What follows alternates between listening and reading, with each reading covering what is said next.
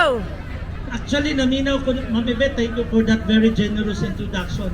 Naminaw ko kay Ma'am Yvette, murag nag-reflect ko ba? Murag, hindi man to ako, no? Pero, bottom line sa akong reflection, I was once like you, a product of Libertad Elementary School. Actually, mauna siya ang bottom line. In spite sa kataas sa iyang isulti, ako sa kaprodukto, batch 1986-87, special shout out, no? Dinhi ko gikan sa Libertad Elementary School, and I'm so proud of my role as an alumnus of this institution. My salute to our naadiri karon ang mga teachers and my retired teachers na before ko maghatag sa akong mensahe. Actually, na ako i-prepare ng speech, pero I want this message personal, so I want to have it impromptu, no? To be more personal. Although na ako i-prepare ng speech, pero mas gusto kong mamurag na kaginabi na ko ninyo, because this is our homecoming na maghatag ko gamay kung sa akong journey after sa ako ang graduation here in Libertad.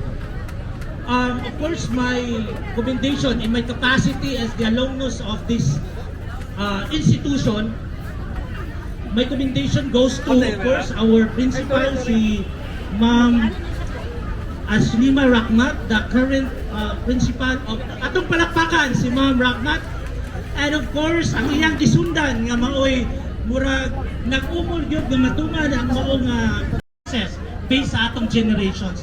But bottom line again, graduate ta sa Libertad Elementary School. No?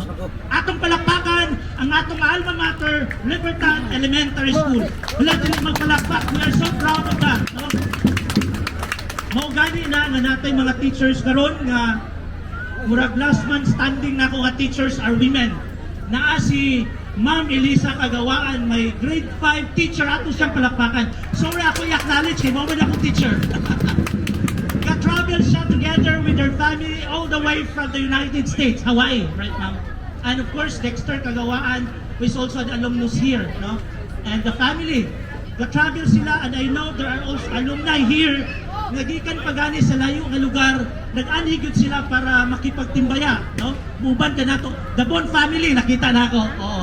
So, daghan pa ako nakakita din and sorry, din ako ma-acknowledge na nan. But again, we are so grateful for having us here sa ato ang first nga historic and momentous nga Grand Alumni Homecoming.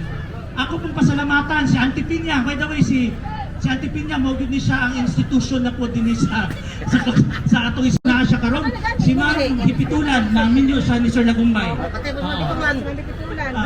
Kunik lang nato kay we are here to reconnect the past, no? And then grade 4, ikaw Ma'am